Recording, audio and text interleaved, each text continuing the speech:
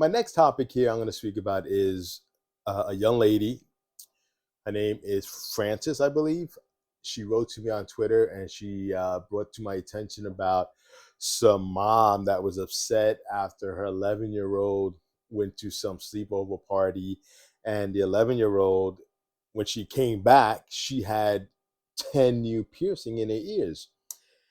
And I think it was a Reddit story that was out there. So she was just I don't know if this is the person or it wasn't the person. So she wasn't clear, but she was asking, what does a person do in a case like that when an 11-year-old does things without even thinking, without even asking permission, or just does what they want to do.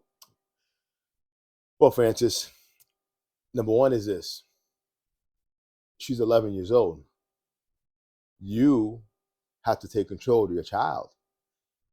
I know these days it's hard. I don't know what state you live in, but I know if you lived in New York City, it was and it is hard to reprimand your child. Uh, what would I believe one of your questions was, what would I do with my child if that was me? Well, one, my child would not fold under peer pressure if she was in a sleepover. Why? Because I am her peer pressure.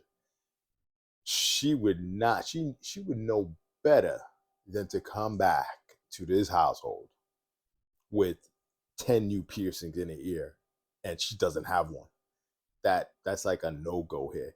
um I am the peer pressure. It's what I say. I am the government of my family.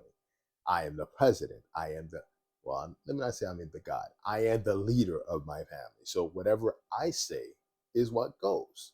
So take control of your child. There's no reason why your child, number one, your child's 11 years old. You got to know who she's hanging out with, right? You're trusting people, right? She's going over to sleep over somebody's house, and you're trusting these people to take care of the well being of your child. However, you don't know these people. So then why are you sending your child to this person's house? Because a lot of things could happen. I mean, that's the worst case scenario. She came back with 10 holes in her ear, just rip those damn things off her ear. She's going to be okay. However, other things could have happened, right? She could have been raped, molested, touched. So many other things had happened because you don't know who these people are and who and where she's sleeping over. So I think you have to keep mind, or the person has to, again, I'm talking to Frances those, her, I don't know if it was her. You got to keep in mind that you are the figure in your child's life. So whatever your child does and is what you say, So if you say it's okay, then that's what you're gonna do, or he's gonna do. If they know better because they know you're not having and you're not playing that shit, then guess what? They are not gonna do that. They're not even asked to sleep over. Why? Because they know better. My child will not ask me to sleep over somebody's house because they know better. The answer is absolutely not. Not even no, absolutely not. So, I mean, in this case, you know, talk to the child, I guess. I guess in this world today, you take it to a psychologist because you can't speak to them, you can't lay a hand on them, you can't even. Back in the days, we used to get with these. Again, I'm Puerto Rican, so they used to give us this thing called a tatiqueta. It was like a slap upside your head, and that was it.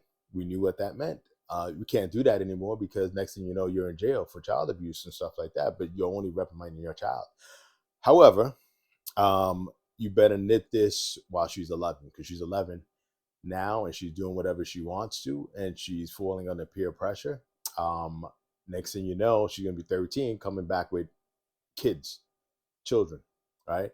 And we don't really want that. Or, that's the worst case scenario. She could come back with venereal diseases, AIDS, HIV, and anything like that.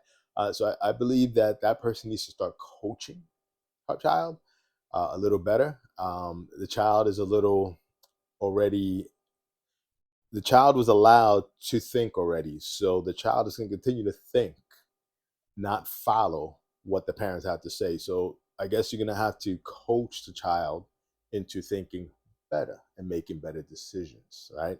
Because again, it's everybody's actions. right?